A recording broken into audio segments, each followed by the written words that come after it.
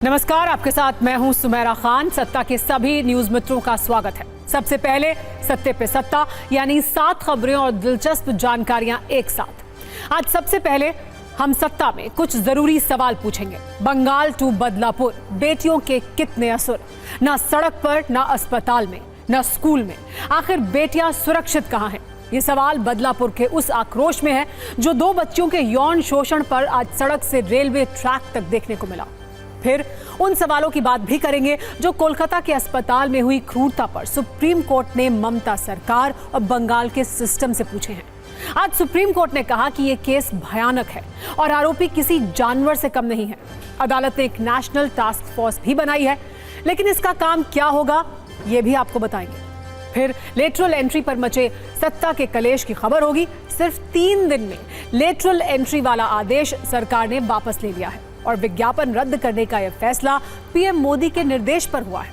इस पर राहुल गांधी ने क्या तंज किया और सरकार ने क्या सफाई दी, इस पर भी पॉलिटिकल कुंजी तैयार है। अजमेर में 32 साल पहले हुए देश के सबसे बड़े गैंगरेप और ब्लैकमेल केस में कोर्ट ने आज बड़ा फैसला सुनाया है। अदालत ने सभी 6 दोषियों को आजीवन कारावास की सजा सुनाई है। साथ ही 5-5 लाख रुपए का जुर्माना भी लगाया है। वर्ष 1992 में 100 से ज्यादा छात्राओं के साथ गैंगरेप की वारदात हुई थी। बड़ी खबर मंकी पॉक्स वायरस पर भी है, जिस पर केंद्र सरकार ने खतरे का सायरन बजा दिया है। सरकार ने एयरपोर्ट के साथ साथ दिल्ली के कई अस्पतालों को अलर्ट रहने का निर्देश दिया है। साथ ही राज्य सरकारों को भी सतर्क रहने को कहा गया है। एक बड़ी खबर राजनीति की सत्ता से भी है। बीजेपी ने राज्यसभा उपचुनाव के लिए अपने 9 उम्मीदवारों के नाम का ऐलान कर दिया है। हरियाणा से किरण चौधरी और राजस्थान से रवनीत बिट्टू को कैंडिडेट बनाया गया है, जबकि मध्य प्रदेश से जॉर्ज कुरियन उम्मीदवार होंगे। और बाबा अमरनाथ के भक्तों ने एक नया रिकॉर्ड बनाया है। 52 दिनों तक चली यात्रा में 5 लाख से ज्यादा श्रद्धालुओं ने पवित्र गुफा में बाबा बर्फानी के दर्शन किए, जबकि 2023 में 4.5 लाख लोग इस यात्रा में शामिल हुए थे। छड़ी मुबारक की रस्म के साथ अमरनाथ यात्रा अब संपन्न हो गई है। आज सत्ता की हमारी पहली खबर देश की हर महिला और बेटी के लिए है, क्योंकि उनके सम्मान और सुरक्षा पर बड़ा संकट आ गया है। आज सत्ता की खबर देश के हर पुरुष के लिए है, क्योंकि जिन महिलाओं की सुरक्षा का सवाल है उनमें से कोई उनकी माँ, पत्नी, बहन या बेटी हो सकती है। और आज सत्ता की यह खबर नियम और कानून की सत्ता पर बैठे लोगों के लिए भी है, क्योंकि जब सिस्टम से जनता की उम्मीद टूट जाती है और वो सड़कों पर इंसाफ मांगने के लिए आती है तो हालात बहुत डरावने बन जाते हैं। आज मुंबई से 50 किलोमीटर दूर महाराष्ट्र के बदलापुर से आई कुछ ऐसी ही तस्वीरें सिस्टम के साथ समाज से सवाल पूछ रही हैं। आज महाराष्ट्र के ठाणे का तापमान वैसे तो 29 डिग्री था, लेकिन लोगों के आक्रोश से बदलापुर की सड़कें धधक रही थी। बदलापुर के रेलवे ट्रैक और बदलापुर का एक स्कूल उबल रहा था। महाराष्ट्र में 3 और 4 साल की 2 बच्चियों के साथ यौन शोषण के आरोप में सैकड़ों की संख्या में लोगों ने ऐसा प्रदर्शन किया कि पुलिस, प्रशासन और सरकार की सांसें फूल गई। और ये यौन शोषण की वारदात हुई एक स्कूल के अंदर, जहां वो पढ़ने जाती थी, जहां भेजने के बाद देश के करोड़ों माता पिता की तरह इन बच्चियों के पेरेंट्स भी ये सोचते होंगे कि उनकी बेटियां स्कूल में सुरक्षित हैं। लेकिन उसी स्कूल में इन 2 मासूम बच्चियों के साथ एक 23 वर्ष के शख्स ने यौन शोषण किया। इसीलिए आज आपको बदलापुर के लोगों के अंदर धधक रही बदले की आग हम दिखाएंगे। लेकिन उससे पहले कुछ जरूरी सवाल हैं। न देश में 3 और 4 साल की बच्चियां सुरक्षित हैं, न 31 वर्ष की महिला डॉक्टर महफूज है, और न बस में सफर करने वाली 16 साल की नाबालिग लड़की सुरक्षित है। तो आखिर अब बेटियां सुरक्षित कहां हैं? सोचिए, महाराष्ट्र के ठाणे में जब ये बच्चियां स्कूल में पढ़ने के लिए जाती हैं तो उनके साथ स्कूल के अंदर ही यौन शोषण किया जाता है, और तो और मामले को दबाने की कोशिश की जाती है। कोलकाता का उदाहरण लीजिए, जहां एक महिला डॉक्टर अस्पताल में नाइट ड्यूटी करने के लिए जाती है तो उसके साथ बड़ी बेरहमी से उसका रेप किया जाता है और फिर उसकी हत्या कर दी जाती है। उत्तर प्रदेश के आगरा में जब एक लड़की शाम के वक्त स्कूटी पर निकलती है तो बाइक पर कुछ मनचले उसे घेर लेते हैं। 3 किलोमीटर तक उसका पीछा किया जाता है और अश्लील शब्दों का इस्तेमाल किया जाता है। दावा है किडनैप तक करने की कोशिश होती है। जब देहरादून में 16 साल की नाबालिग लड़की बस में सफर करती है तो बस के ड्राइवर और कंडक्टर के साथ मिलकर 5 लोग उसका गैंगरेप करते हैं। और ऐसी हालत कर देते हैं कि लड़की की मानसिक स्थिति खराब हो जाती है। और लखनऊ जैसे शहर में जब कोई महिला बारिश में अपने पति या दोस्त के साथ बाहर निकलती है तो तहजीब के शहर में हुड़दंगबाज उसे बीच सड़क पर रोक लेते हैं, जमीन पर गिरा देते हैं, बदसलूकी करते हैं और फिर महिला के साथ मौजूद शख्स को हाथ जोड़ने पड़ते हैं। इसीलिए आज जरा खुद से, सरकार से, समाज से और सिस्टम से ये सवाल पूछिए कि कौन सी ऐसी सार्वजनिक जगह है जहां महिलाएं सुरक्षित हैं। अब उसी बदलापुर की ओर एक बार फिर लौटते हैं, जहां एक स्कूल में 2 बच्चों के साथ हुए यौन शोषण के बदले बहुत बड़ी संख्या में लोग इंसाफ मांगने के लिए आ गए। लेकिन इससे पहले क्या हुआ वो भी समझिए। 3 और 4 वर्ष की बच्ची के साथ 16 अगस्त को यौन शोषण की यह शर्मनाक घटना ठाणे के एक नर्सरी स्कूल में हुई। आरोप यह है कि यौन शोषण स्कूल में सफाई कर्मचारी के तौर पर काम करने वाले एक शख्स ने ही किया। बच्चियों के माता पिता ने स्कूल में जबरदस्त हंगामा किया, थाने में जाकर एफआईआर भी दर्ज कराई। लेकिन आरोप यह है कि पुलिस भी केस दर्ज करने में आनाकानी करती रही। कई घंटे तक पीड़ित परिवार को थाने में बिठाकर रखा गया। फिर लोगों के काफी विरोध के बाद पुलिस को एफआईआर दर्ज करनी पड़ी। बवाल बढ़ता गया तो पुलिस ने 23 साल के अक्षय शिंदे नाम के आरोपी को गिरफ्तार कर लिया। लेकिन आज भी बड़ी संख्या में माता पिता स्कूल के सामने पहुंच गए और ये मांग करने लगे कि स्कूल प्रशासन गारंटी दे कि आगे किसी भी बच्ची के साथ ऐसी कोई घटना नहीं होगी। साथ ही ये माफी भी मांगे। लेकिन देखते ही देखते स्कूल के सामने शुरू हुआ ये प्रदर्शन बदलापुर में रेलवे ट्रैक तक पहुंच गया। अभिभावकों ने रेल रोकनी शुरू कर दी तो उन्हें रोकने के लिए पुलिस को सामने आना पड़ा। लेकिन बच्चियों के यौन शोषण पर गुस्सा इतना ज्यादा था कि लोग पीछे हटने के लिए तैयार नहीं थे। नाराज लोगों ने पुलिस पर भी पत्थर फेंकने शुरू कर दिए। इसके बाद जब हालात आउट ऑफ कंट्रोल होने लगे तो पुलिस को भी एक्शन लेना पड़ा। कुछ लोगों पर पुलिस ने लाठीचार्ज भी किया, साथ ही आंसू गैस के गोले भी छोड़े गए। खुद मंत्री गिरीश महाजन प्रदर्शनकारियों से मिलने के लिए गए, प्रदर्शन खत्म करने की अपील की। लेकिन लोगों ने आरोपी की फांसी की मांग करते हुए पीछे हटने से इनकार कर दिया। इससे पहले नाराज माता पिता ने स्कूल के अंदर भी जबरदस्त तोड़फोड़ की, क्लासरूम के शीशे तोड़ दिए, यहाँ रखी कुर्सियां और सीट भी तहस नहस कर दी। यानी बदलापुर में आज ऐसा बवाल हुआ जिसमें यह संदेश था कि अब बेटियों से बर्बरता बर्दाश्त नहीं की जाएगी। अब बदलापुर वाले गुस्से की गर्मी से महाराष्ट्र का सियासी तापमान भी बहुत तेजी से बढ़ रहा है। इस मामले में अब तक क्या एक्शन हुआ है ये समझ लीजिए। आरोपी अक्षय शिंदे को पॉक्सो एक्ट के तहत गिरफ्तार किया गया है। एक्शन में देरी की वजह से सीनियर इंस्पेक्टर, एसआई और हवलदार को सस्पेंड कर दिया गया है। स्कूल प्रिंसिपल, क्लास टीचर और एक महिला कर्मचारी को भी निलंबित किया गया है। सरकार ने मामले की जांच के लिए एसआईटी के गठन का ऐलान कर दिया है। साथ ही इस केस को फास्ट ट्रैक कोर्ट में चलाने के लिए भी कहा गया है। इस पूरी खबर पर हम आपको एक रील दिखाते हैं, फिर ये बताएंगे कि बेटियों की सुरक्षा पर कैसे महाराष्ट्र में सत्ता का कलेश शुरू हो गया है।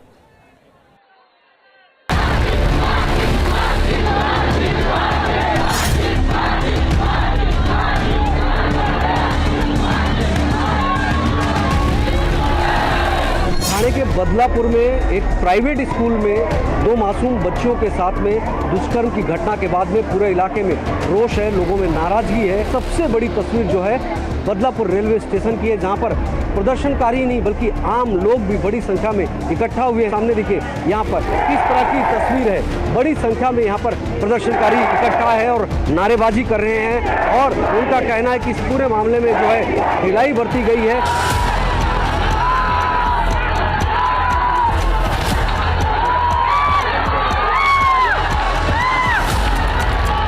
यहाँ पर रेलवे ट्रैक के दोनों तरफ जो है रेलवे ट्रैक पर साथ साथ में प्लेटफॉर्म पर हजारों की संख्या में जो लोग हैं बड़ी संख्या में खड़े हैं और आप इन तस्वीरों को देखिए, अंदाजा लगाइए। हालांकि इन लोगों को हटाने के लिए प्रशासन की तरफ से पूरी कोशिश की जा रही है, लगातार बातचीत किया जा रहा है क्योंकि रेलवे सेवा बाधित है। लेकिन लोगों का कहना है कि जब तक सरकार की तरफ से जो है इस पूरे मामले में उचित कार्रवाई नहीं की जाती तब तक वो प्रदर्शन इसी तरह से जारी रखेंगे।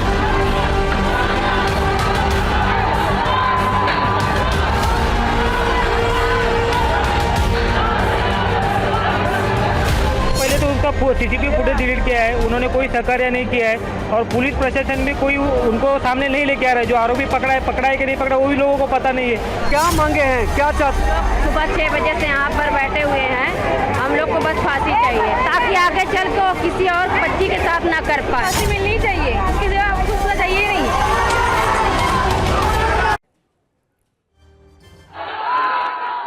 महाराष्ट्र के बदलापुर में जो कुछ हुआ वो गंभीर है और इसे समझते हुए महाराष्ट्र सरकार ने भी जरूरी एक्शन लिए हैं, साथ ही जल्द इंसाफ का भरोसा भी दिया है। लेकिन बदलापुर के इस गुस्से का उबाल महाराष्ट्र की सियासत तक महसूस किया जा रहा है। विपक्षी दलों को शिंदे सरकार पर सवाल उठाने का मौका मिल गया है। इस पर भी हम आपको एक रील दिखाते हैं।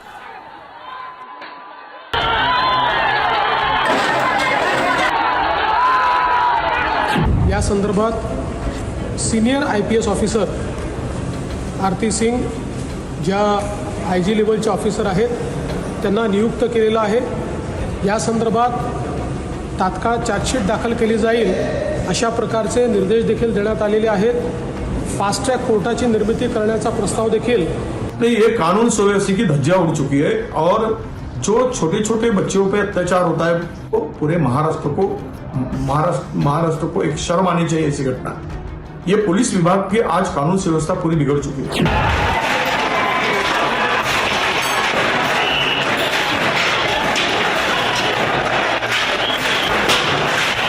18 को जब कंप्लेंट दी गई तो 12 घंटे तक इसका कुछ कॉग्निजेंस नहीं लिया गया, इसलिए वहाँ की जो सीनियर PI है उनको ट्रांसफ़र किया गया है। ये जो आरोपी है जिसका नाम अक्षय है, ये अक्षय को पुलिस ने अरेस्ट किया है। जिस तरह से महिलाओं पे अत्याचार हो, कोयता गैंग हो, आप देखिए क्राइम इस राज्य में बढ़ता जा रहा है और क्राइम की जिम्मेदारी किसी होम मिनिस्ट्री पे है। तो महाराष्ट्र की होम मिनिस्ट्री और एजुकेशन मिनिस्ट्री दोनों को जवाब देना पड़ेगा। जब जब देवेंद्र जी होम मिनिस्टर होते हैं हमेशा लॉ एंड ऑर्डर का फेलियर होता है।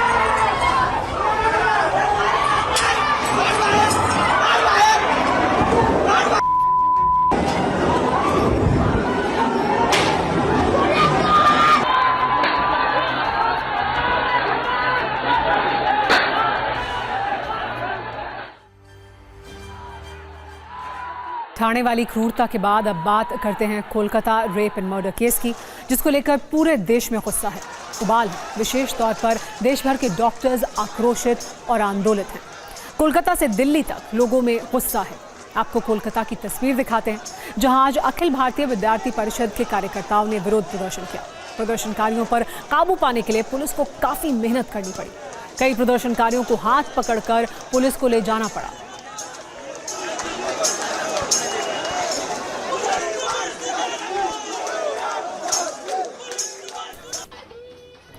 वहीं दूसरी तस्वीर अब दिल्ली से है, जहां छात्र संगठन आइसा के कार्यकर्ता सड़क पर उतरे, पोस्टर के साथ नारेबाजी की, महिलाओं की सुरक्षा पर सवाल उठाए।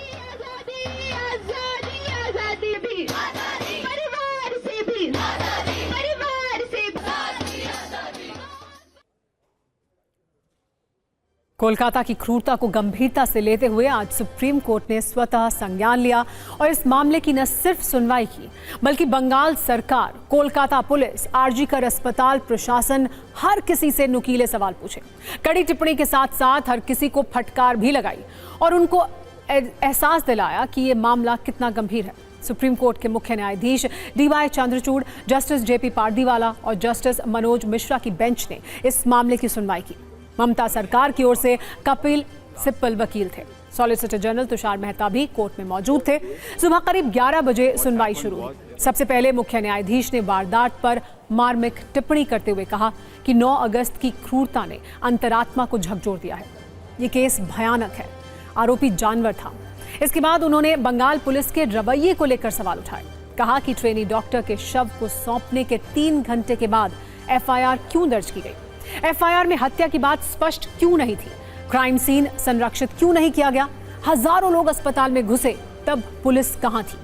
इसके बाद बंगाल सरकार से सुप्रीम कोर्ट ने चुभने वाले सवाल किए। पूछा कि अस्पताल में इतनी बड़ी वारदात के बाद भी सरकार तोड़फोड़ और हिंसा क्यों नहीं रोक पाई? डॉक्टरों पर सख्ती क्यों की गई? अस्पताल में सुरक्षा मानक पर्याप्त क्यों नहीं थे? इमरजेंसी वार्ड में हमेशा हिंसा का डर क्यों रहता है? ऐसा क्यों होता है? इसके बाद अस्पताल प्रशासन को भी फटकार लगाते हुए सुप्रीम कोर्ट ने कहा कि माता पिता को शव क्यों नहीं दिया गया? जब ये मर्डर था तो पहले सुसाइड क्यों बताया गया? प्रिंसिपल ने सुसाइड बताने की कोशिश आखिर क्यों की? डॉक्टरों की सुरक्षा पर भी सुप्रीम कोर्ट ने गंभीर चिंता की और कहा कि फैसला लेते हैं। सीजीआई ने कहा कि डॉक्टरों की सुरक्षा राष्ट्रहित का मुद्दा है। बदलाव के लिए एक और रेप का इंतजार नहीं किया जा सकता। सुप्रीम कोर्ट ने डॉक्टरों की सुरक्षा को सुनिश्चित करने के लिए नेशनल टास्क फोर्स का गठन किया। सीबीआई को भी सुप्रीम कोर्ट ने निर्देश देते हुए कहा कि 22 अगस्त को स्टेटस रिपोर्ट पेश करें। यह भी कहा कि जांच इस समय नाजुक दौर में है, इसलिए डायरेक्टर रिपोर्ट कोर्ट में दी जाए। सुप्रीम कोर्ट ने डॉक्टर से हड़ताल वापस लेने की अपील भी की। सीजीआई ने कहा कि टास्क फोर्स मेडिकल प्रोफेशनल्स की सुरक्षा और अन्य संबंधित मामलों पर विचार करेगी। इंटर्न, रेजिडेंट और नॉन रेजिडेंट डॉक्टर्स के सम्मानजनक कामकाज के लिए राष्ट्रीय योजना तैयार करनी होगी। सुप्रीम कोर्ट में वैसे तो काफी देर तक दलीलें दी गईं, सुनवाई चली, लेकिन सबसे मारक सुप्रीम कोर्ट के वो सवाल थे जो ममता सरकार की ओर से पेश वकील कपिल सिब्बल से पूछे गए। और कपिल सिब्बल का जवाब भी काफी दिलचस्प रहा। सुनवाई की शुरुआत में ही मुख्य न्यायाधीश डीवाई चंद्रचूड़ ने पूछा कि क्या एफआईआर में कहा गया है कि यह हत्या थी? इस पर कपिल सिब्बल ने कहा कि प्राकृतिक मौत का मामला तुरंत दर्ज किया गया, जो कि एफआईआर में है। इसके बाद मुख्य न्यायाधीश ने पूछा कि देर रात तक कोई एफआईआर दर्ज क्यों नहीं हुई थी? कपिल सिब्बल ने इस सवाल पर कहा कि यह सही नहीं है। 50 एफआईआर दर्ज की गई है। सीजीआई ने यह भी पूछा कि आरजीकर अस्पताल में घटना के अगले दिन डॉक्टर विरोध कर रहे थे और भीड़ ने अस्पताल पर हमला किया, महत्वपूर्ण सुविधाओं को नुकसान पहुंचाया। कोलकाता पुलिस क्या कर रही थी? इस पर कपिल सिब्बल ने कहा कि सोशल मीडिया पर जो कुछ भी है सब सही नहीं है। मुख्य न्यायाधीश ने यह भी पूछा कि आप प्रिंसिपल के साथ क्या करना चाहते हैं? इस पर कपिल सिब्बल ने कहा कि न्यायालय जो भी करना चाहेगा वो किया जाएगा। सुनवाई के दौरान सीजीआई का गुस्सा भी देखने को मिला। उन्होंने नाम लेते हुए कहा कि मिस्टर सिब्बल, ये बहुत गंभीर मामला है। पश्चिम बंगाल सरकार इतनी बेखबर कैसे हो सकती है? महिला डॉक्टर्स के साथ मारपीट हुई और पुलिस वहां से भाग गई। इसके जवाब में कपिल सिब्बल ने कहा कि अस्पताल के बाहर 150 पुलिसकर्मी मौजूद थे, लेकिन जब 7000 से ज्यादा लोगों ने वहां हमला किया तो फोर्स की जरूरत थी और जब तक और फोर्स मिलती तब तक घटना हो चुकी थी। इसी तरह कई सवाल हैं जो पुलिस और बंगाल सरकार पर उठ रहे हैं। माता पिता को बेटी का शव नहीं देखने दिया गया, हड़बड़ी में शव का अंतिम संस्कार क्यों किया गया, इंसाफ की बात करने वाले लोगों को नोटिस क्यों भेजे गए, ऐसे कई सवाल उठ रहे हैं। आज सुप्रीम कोर्ट ने कोलकाता केस के बहाने पूरे देश में डॉक्टरों की सुरक्षा पर चिंता भी जताई और नए फैसले भी लिए। आपको इसकी पूरी जानकारी देंगे, लेकिन पहले देखिए कैसे कोलकाता मामले पर राजनीतिक टकराव भी खूब हो रहा है।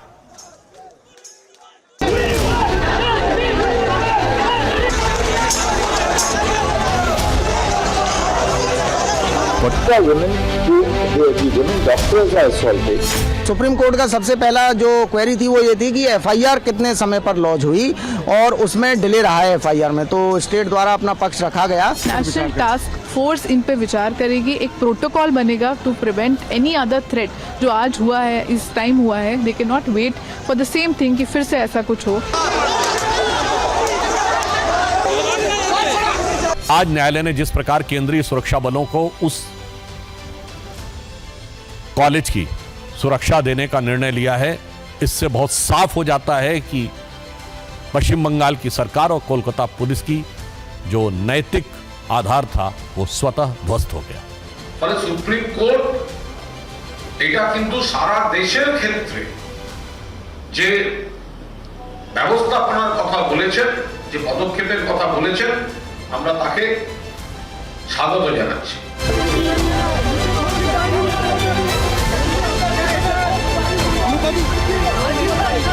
सभ्य समाज में यहाँ का सरकार जिस ढंग से व्यवहार किया है ये बहुत ही चिंताजनक और खतरनाक विषय है। How such a crime could take place?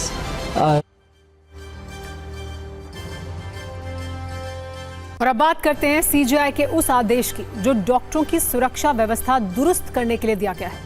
Supreme court ने आज डॉक्टरों की सुरक्षा पर टास्क फोर्स बनाने का आदेश दिया। इसमें 9 डॉक्टर्स को शामिल किया गया है जो मेडिकल प्रोफेशनल्स की सुरक्षा, वर्किंग कंडीशन और उनकी बेहतरी के उपायों की सिफारिश करेंगे। वहीं आज आरजीकर हॉस्पिटल की सुरक्षा सुप्रीम कोर्ट ने सीआईएसएफ को सौंप दी। सुप्रीम कोर्ट ने कहा कि तोड़फोड़ के बाद हम पुलिस पर भरोसा नहीं कर सकते हैं। सत्ता में अब बात बिना परीक्षा आईएएस बनने वाले सिस्टम यानी लेटरल एंट्री के एपिसोड 2 की। कल सत्ता में हमने न्यूज मित्रों को यह बताया था कि यूपीएससी ने 45 पदों के लिए सीधी भर्ती निकाली है, जिसमें आरक्षण नहीं होने पर घनघोर राजनीति हो रही है। आज का अपडेट यह है कि पीएम नरेंद्र मोदी के निर्देश पर इस भर्ती को वापस ले लिया गया है, जिसके बाद विपक्ष इसे वापस लेने के लिए मजबूर करने का क्रेडिट ले रहा है। जबकि सत्ता पक्ष का दावा यह है कि पीएम मोदी की सामाजिक न्याय वाली सोच के कारण यूपीएससी ने इसे वापस लिया है। हमने इसी खबर पर सत्ता की छोटी लेकिन तथ्यों वाली कुंजी तैयार की है, जिसमें आपको इस खबर के सारे पक्ष समझ में आ जाएंगे। शनिवार को यूपीएससी ने लेटरल एंट्री का एक विज्ञापन निकाला। इसके तहत अलग अलग विभागों में 45 आईएएस रैंक के अधिकारियों की नियुक्तियां होनी थी। चूंकि ये विज्ञापन अलग अलग विभागों के लिए थे, एक ग्रुप में नहीं था, इसलिए इसमें आरक्षण लागू नहीं हो रहा था। इसका विरोध शुरू हो गया। कांग्रेस नेता राहुल गांधी ने इसे आरएसएस के लोगों की नियुक्ति का माध्यम बताया। करीब पूरे विपक्ष ने इस नियुक्ति में आरक्षण लागू नहीं करने के लिए सरकार की आलोचना की, जिसके बाद आज पीएम मोदी ने इस विज्ञापन को वापस लेने का निर्देश दिया। इसके लिए केंद्रीय कार्मिक मंत्री जितेंद्र सिंह ने यूपीएससी चेयरमैन को पत्र लिखकर कहा कि प्रधानमंत्री मोदी के निर्देश पर सीधी भर्ती के विज्ञापन पर रोक लगाई जाए। प्रधानमंत्री का विश्वास है कि लेटरल एंट्री हमारे संविधान में निहित समानता और सामाजिक न्याय के सिद्धांतों के समान होनी चाहिए। विशेष रूप से आरक्षण के प्रावधानों के संबंध में किसी तरह की छेड़छाड़ नहीं होनी चाहिए। फैसला वापस लेने के बाद सरकार की तरफ से कहा गया कि प्रधानमंत्री मोदी का पूरा फोकस सामाजिक न्याय की ओर है, इसीलिए इसे वापस लिया गया है। जबकि राहुल गांधी ने कहा कि बीजेपी की लेटरल एंट्री जैसी साजिशों को हम हर हाल में नाकाम करके दिखाएंगे। सरकार में सहयोगी चिराग पासवान लेटरल एंट्री वाले विज्ञापन से खुश नहीं थे। उन्होंने कहा है कि सरकारी नियुक्ति में आरक्षण होना चाहिए, इसमें कोई किंतु परंतु नहीं है। कुल मिलाकर यूपीएससी का करीब 72 घंटे पुराना विज्ञापन वापस हो चुका है। अब रेस क्रेडिट लेने की है। सत्ता पक्ष और विपक्ष दोनों इस क्रेडिट की लड़ाई में काफी सक्रिय हैं। सत्ता पक्ष पीएम मोदी को और विपक्ष के दल अपने अपने नेताओं को इसका क्रेडिट दे रहे हैं।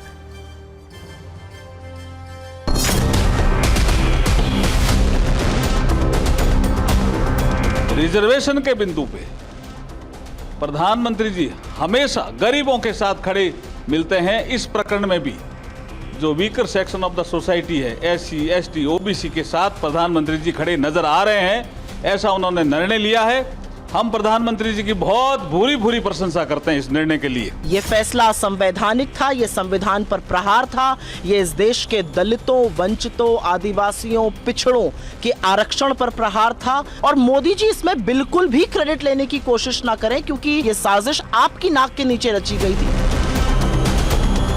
एक व्यक्ति की नियुक्ति करते हो, 2 पद एक सलाहकार बनाते हो, उसमें आरक्षण की बात आती है कि नहीं, इतना महत्व नहीं रखता है। पर जब आप 45 लोगों को एक साथ सीधी बहाली करा रहे हो सरकार में, केंद्र सरकार में, तो ये सवाल तो निश्चित उठेगा। कांग्रेस के जो निर्णय होते थे उनमें रिजर्वेशन के प्रिंसिपल्स का कोई ध्यान नहीं रखा जाता। किस तरह से फाइनेंस सेक्रेटरीज लेटरल एंट्री से लिए गए, क्या तब रिजर्वेशन के प्रिंसिपल का ध्यान में रखा गया था? देखिए, सबसे पहले जो है इशू को हम लोगों ने उठाया और जानकारी हम लोगों ने दिया। ये लेटरल एंट्री के बहाने ये लोग आरक्षण को समाप्त करना चाहते हैं और संविधान के खिलाफ ये लोग काम करते हैं। हम लोग शुरू दिन से ही बोलते रहे हैं कि भाई ये लोग आरक्षण विरोधी हैं, SC ST विरोधी लोग हैं। राहुल गांधी जी और उनके खानदान की जो खानदानी विरासत है आरक्षण और SC ST OBC को लेके, वो किसी से छुपी हुई नहीं है और उनकी अज्ञानता भी किसी से छुपी हुई नहीं है। वैसे इस मामले में TV9 को सूत्रों से मिली जानकारी के मुताबिक शीर्ष स्तर पर चर्चा के बाद लेटरल एंट्री का विज्ञापन वापस लिया गया है। प्रधानमंत्री ने स्वयं ये सुनिश्चित करने के लिए कहा है कि लेटरल एंट्री निष्पक्ष हो। वंचित समुदायों की प्रतिभा को मौका मिले। इतना ही नहीं, दावा यह भी है कि सरकार भर्ती में लेटरल एंट्री मैकेनिज्म की समग्र समीक्षा करेगी। हालांकि इसका मौजूदा लेटरल भर्तियों पर कोई प्रभाव नहीं पड़ेगा। राजनीतिक दलों से भी सरकार इस मामले में सुझाव का स्वागत करेगी। वैसे उन प्रवक्ताओं के लिए आज का दिन काफी मुश्किल रहा होगा जो कल तक सरकार के लेटरल एंट्री वाले विज्ञापन का बचाव कर रहे थे और आज उन्हें उस विज्ञापन को वापस लेने के फैसले का भी बचाव करना पड़ रहा है। वैसे राजनीति के मोड़ ऐसे ही तीव्र और घुमावदार होते हैं। इसमें कब अचानक स्टीयरिंग मोड़ना पड़े इसका अंदाजा नहीं होता। ये आजकल राजनीति के जरूरी और बहुमूल्य गुणों में से एक जरूरी गुण है। अब बात भारतीय झंडे में इस्तेमाल होने वाले कपड़े पर मचे कलेश की। इसकी वजह है भारत के झंडे में बड़े पैमाने पर इस्तेमाल हो रहा पॉलिएस्टर कपड़ा। इस पर कांग्रेस की पूर्व अध्यक्ष सोनिया गांधी ने एक अखबार में लेख लिखा है। इस लेख में उन्होंने पॉलिएस्टर झंडों को बड़े पैमाने पर अपनाने के लिए मोदी सरकार की आलोचना की है और सरकार से मांग की है कि तिरंगे झंडे में सिर्फ और सिर्फ खादी के कपड़े का ही इस्तेमाल किया जाना चाहिए। सोनिया गांधी ने लिखा है कि सरकार पॉलिएस्टर को खादी के बराबर महत्व दे रही है, जो सही नहीं है। उन्होंने ये भी लिखा है कि ऐसे वक्त में जब सरकार हर घर तिरंगा अभियान चला रही है तो उन्हें आत्मनिरीक्षण करना चाहिए। खादी के मुद्दे पर सोनिया गांधी के सियासी हमले का अगर वर्गीकरण करें तो मुख्यतः ये दो आधार पर दिखता है। पहला आधार ऐतिहासिक है, जिसमें उन्होंने लिखा है कि देश की आजादी की लड़ाई में खादी का अहम योगदान रहा है, इसीलिए गौरवशाली अतीत को ध्यान में रखते हुए इसी कपड़े का झंडा होना चाहिए। सोनिया गांधी का दूसरा आधार आर्थिक है, जिसमें उन्होंने आरोप लगाया है कि पॉलिएस्टर झंडों के लिए ज्यादातर कच्चा माल चीन से आयात किया जाता है, जो आत्मनिर्भर भारत के नारों के ठीक उलट है। इन दो आधारों पर सरकार की आलोचना करने के साथ साथ सोनिया गांधी ने फ्लैग कोड यानी झंडा संहिता के बदलाव के लिए भी सरकार पर हमला किया। उन्होंने अपने लेख में लिखा कि 2022 में आजादी की 75वीं वर्षगांठ के शुभ अवसर पर सरकार ने मशीन निर्मित पॉलिएस्टर बंटिंग को शामिल करने के लिए ध्वज संहिता में संशोधन किया। साथ ही पॉलिएस्टर के झंडे को जीएसटी से छूट भी दे दी गई। खादी के झंडे को टैक्स के दायरे में रखा गया है, जिससे खादी के कपड़े से बने झंडे की मांग घट गई है और पॉलिएस्टर के झंडे की डिमांड बढ़ गई है। आपको बता दें कि बंटिंग एक सजावटी कपड़ा होता है जिसे अक्सर झंडे, बैनर और अन्य सजावटी वस्त्रों के लिए इस्तेमाल किया जाता है। ये कपड़ा आमतौर पर पॉलिएस्टर या किसी दूसरी टिकाऊ सामग्री से बना होता है ताकि ये मौसम प्रतिरोधी हो और लंबे समय तक चले। सोनिया गांधी के इस लेख के बाद कांग्रेस और विपक्ष के दूसरे नेता सरकार पर हमला कर रहे हैं, जबकि सरकार का कहना है कि असल मुद्दे से ध्यान हटाने की ये पूरी कोशिश है। राहुल गांधी कांग्रेस पहले भ्रम रोज फैलाते थे, अब उनकी माताजी भी आ गई भ्रम फैलाने में। पॉलिस्टर यहाँ 10 मिलियन टन की कैपेसिटी है भारत में, 7 मिलियन टन उसके बन रहे हैं कपड़े। ये बेकार की बातों को देश में भ्रम फैलाना माँ बेटे का काम रह गया। लिखा है, बिल्कुल तथ्य लिखा है और सरकार को आत्मचिंतन करना चाहिए कैसे इस पूरी इंडस्ट्री को खत्म कर। लिखा है, बिल्कुल तथ्य लिखा है और सरकार को आत्मचिंतन करना चाहिए कैसे इस पूरी इंडस्ट्री को खत्म कर। वैसे सोनिया गांधी जिस फ्लैग कोड में बदलाव की बात कर रही हैं वो 2022 में आया था, जिसमें झंडे के कपड़े से लेकर इसे फहराने तक के नियम में कई बदलाव हुए थे। 2022 से पहले हाथ से बुना और कता हुआ ऊन, कपास या रेशमी खादी से बना राष्ट्रीय ध्वज ही फहराने की इजाजत थी। लेकिन नए फ्लैग कोड में मशीन से बना हुआ कपास, ऊन या रेशमी खादी से बना तिरंगा भी फहराया जा सकता है। साथ ही अब पॉलिएस्टर से बना तिरंगा भी फहराया जा सकता है। सरकार ने 2022 में फ्लैग कोड में बदलाव क्यों किया था, ये भी उस समय बताया गया था। 2022 में 13 से 15 अगस्त तक हर घर तिरंगा अभियान चलाया गया। इसके तहत देश भर में 20 करोड़ घरों में लगातार 3 दिन तक तिरंगा फहराने की योजना बनी। इतने बड़े पैमाने पर हाथ से बने खादी के झंडे की सप्लाई मुश्किल थी, इसीलिए फ्लैग कोड में मशीन से बने झंडे और पॉलिएस्टर के झंडे को शामिल किया गया था। सोनिया गांधी ने अपने लेख में यह भी आरोप लगाया है कि पॉलिएस्टर के झंडे के कारण खादी उद्योग को नुकसान पहुंचा है। हालांकि खादी ग्रामोद्योग के आंकड़े कुछ और ही बता रहे हैं। इन आंकड़ों के मुताबिक वर्ष 2013-14 में खादी और ग्रामोद्योग उत्पादों का प्रोडक्शन 26,109 करोड़ रुपए का था, जबकि वर्ष 2023-24 में ये 315% के उछाल के साथ 1,08,297 करोड़ रुपए तक पहुंच चुका है। अगर पिछले 10 वर्षों में खादी के कपड़ों के उत्पादन की बात करें तो 2013-14 में खादी के कपड़ों का उत्पादन 811 करोड़ रुपए का था, जो अब 295% के उछाल के साथ वर्ष 2023-24 में 3,206 करोड़ रुपए के आंकड़े पर पहुंच गया है, यानी करीब 4 गुना हो गया है। अब शुद्ध सियासी खबर आइए आपको दिखाते हैं, जो देश के पूर्वी राज्य झारखंड से है, लेकिन खबरें दिल्ली से छन छन कर निकल रही हैं। पिछले 4 दिनों से बीजेपी में शामिल होने की अटकलों के बीच झारखंड के पूर्व सीएम और जेएमएम के नेता चंपई सोरेन अब तक बीजेपी के वेटिंग लाउंज में ही हैं। यानी ना तो वो बीजेपी में शामिल होने की खबर पर हाँ की मोहर लगा रहे हैं और ना ही ना की मोहर लगा रहे हैं। हालांकि आज उन्होंने ये जरूर कहा कि वो दिल्ली में निजी काम से आए हैं, बीजेपी में वो किसी के संपर्क में नहीं है, जबकि झारखंड बीजेपी के बड़े नेता अर्जुन मुंडा कह रहे हैं कि उन पर फैसला तो हाईकमान को लेना है। पहले एक बार सुनिए इस पर पूरे मुद्दे पर कौन क्या कुछ कह रहा है।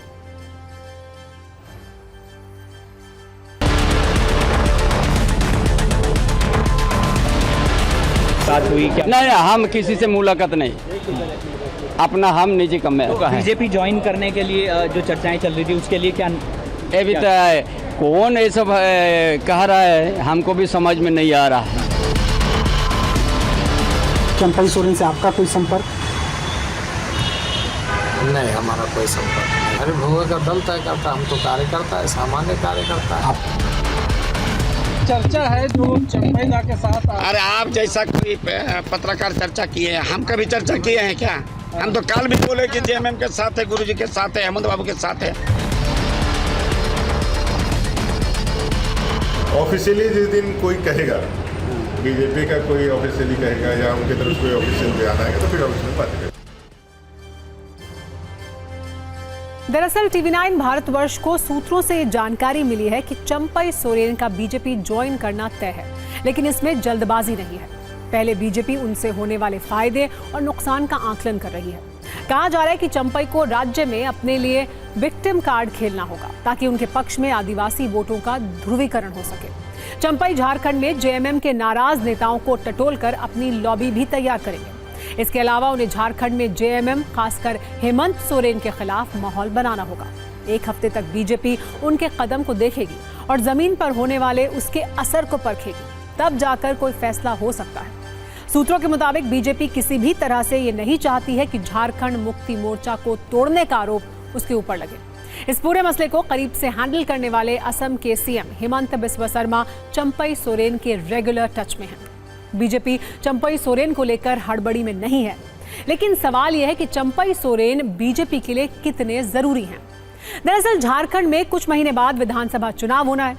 इसमें सबसे पहले दावपेच एसटी सीट और आदिवासी वोट के लिए लगाए जा रहे हैं। 2011 की जनगणना के मुताबिक झारखंड की कुल आबादी 3 करोड़ 30 लाख है। इसमें 86 लाख आदिवासी हैं, यानी कुल आबादी का 26%। ये वोट बैंक सरकार बनाने में सबसे बड़ा फैक्टर है। झारखंड में विधानसभा की कुल 81 सीटें हैं। इनमें 28 अनुसूचित जनजाति के लिए आरक्षित हैं, मतलब 35% सीटें। 2019 में इन 28 सीटों में जेएमएम को सबसे ज्यादा 19 सीटें मिली थी। कांग्रेस के खाते में 6 सीटें गई थी, जबकि बीजेपी को 2 से संतोष करना पड़ा था। 1 सीट झारखंड विकास मोर्चा प्रजातांत्रिक को मिली थी। अगर लोकसभा के लिहाज से देखें तो राज्य की 14 में से 5 सीटें एसटी के लिए रिजर्व हैं। इस बार 5 की 5 सीट इंडिया गठबंधन के खाते में गई हैं। ओडिशा और छत्तीसगढ़ में शानदार प्रदर्शन करने वाली बीजेपी झारखंड में भी वही दोहराना चाहती है। इसीलिए पार्टी जल्दबाजी में कोई फैसला करते हुए नहीं दिखना चाहती है। वैसे समझना यह भी जरूरी है कि क्या चंपई बीजेपी को फायदा पहुंचा पाएंगे? अगर हां तो कैसे? दरअसल अलग झारखंड आंदोलन में शिबू सोरेन के साथ रहे चंपई सोरेन को राज्य का बड़ा आदिवासी चेहरा माना जाता है। चंपई सोरेन झारखंड के कोल्हान क्षेत्र से आते हैं। इन्हें कोल्हान टाइगर भी कहा जाता है। कोल्हान क्षेत्र में विधानसभा की 14 सीटें हैं, जिन पर चंपई सोरेन की पकड़ बताई जाती है। इस समय कोल्हान में 11 विधायक जेएमएम के हैं, 2 कांग्रेस के और 1 निर्दलीय विधायक है, यानी बीजेपी इस इलाके में शून्य है। बीजेपी चंपई सोरेन के जरिए जेएमएम के आदिवासी वोट में सेंध लगा सकती है। तो सत्ता में आज का टाइम खत्म हो गया है। सभी न्यूज मित्रों से हमारी न्यूज रिक्वेस्ट है कि वो सत्ता की न्यूज रील्स को ज्यादा से ज्यादा शेयर करें।